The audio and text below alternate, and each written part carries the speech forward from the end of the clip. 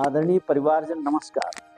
आज मैं जिंदगी की बात में मनुष्य देवता क्यों बने इस बारे में अपनी बात शेयर करूँ। इस सांसारिक दुनिया में प्रत्येक इंसान के जीवन में आस्था का दखल कुछ ज़्यादा ही है। जब मामला आस्था का हो तो आस्था में सच जानने की जरूरत ही महसूस नहीं की जाती।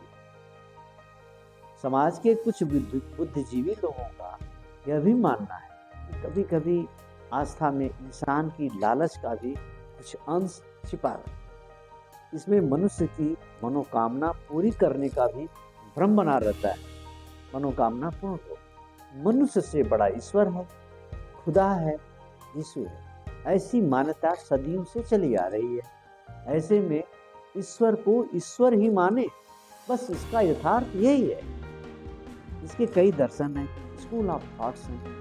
ईश्वर, भगवान, अल्लाह, खुदा, सभी मजहबों के पूज्य देवता इंसान से बहुत सुंदर, बहुत ज्ञानी, बहुत दयालु, सब कुछ जानने वाला है, अंतर्यामी और गुणों में इंसान से बहुत आगे है। इंसान ईश्वर के वही गुण और चरित्र प्राप्त करने की कोशिश करता है। इसीलिए जब कभी लोगों की भलाई हो जाती है तो भलाई करने वाले को लोग प्राय कहते हैं कि मनुष्य रूप में आप देवता हैं। ज़्यादातर जान बचाने वालों को तो लोग भगवान ही कह देते हैं। ये शब्द किसी का कॉपीराइट नहीं है। इंसान के दिल को छू लेने वाले काम के होने पर हर आदमी बिंदास बोलता है कि आप मेरे भगवान हैं, आप मेरे सब कुछ हैं। इस दुनिया में मनुष्यों के लिए एक चश्मा परम ज्ञान का भी होता है। क्या यह कह सकते हैं, इंसान के पास एक दिव्य दृष्टि होती है जो समय समय पर इंसान मुसीबतों के आने पर इसका उपयोग करता है। एक कहानी है। एक बार एक युवक सन्यासी बना। उसके गुरुजी उसके ज्ञान की परीक्षा लेने के लिए उसे शहर में भिक्षा लेने को भेजे। शिष्य खाली हाथ लौटा। वह पूरे नगर में घुमा फिरा, फिर भी किसी ने उसे भिक्षा नहीं। गुरुजी ने शिष्य से पूछा, तुम उदास क्यों हो? युवक ने जवाब दिया कि गुरुजी, किसी ने भी भिक्षा नहीं दी।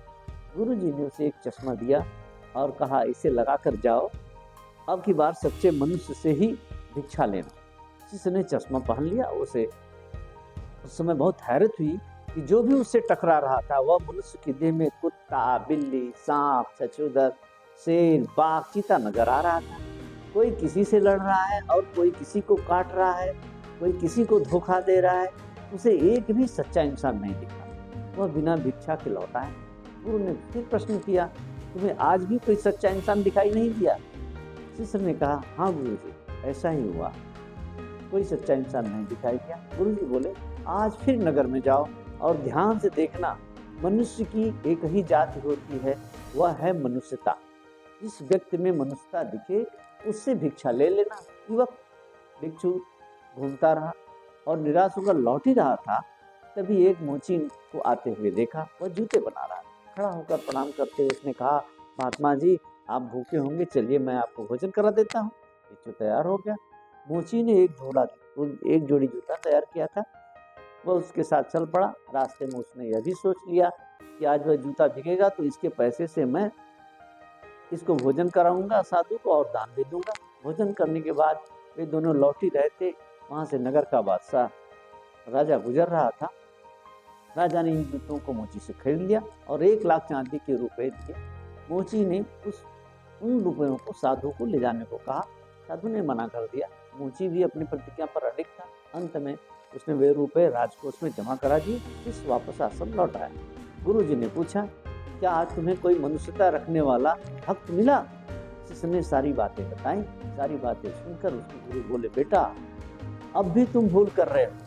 वह व्यक्ति मनुष्यता के गुणों से संपन्न भक्त था, मोची नहीं। तुम उसे मोची कह रहे हो। मनुष्यों की कोई जाति नहीं होती, मनुष्य केवल मनुष्य होता है। जिस दिन तुम मनुष्य देखने लगोगे उस दिन ही तुम सही सच्चा शिष्य बनोगे।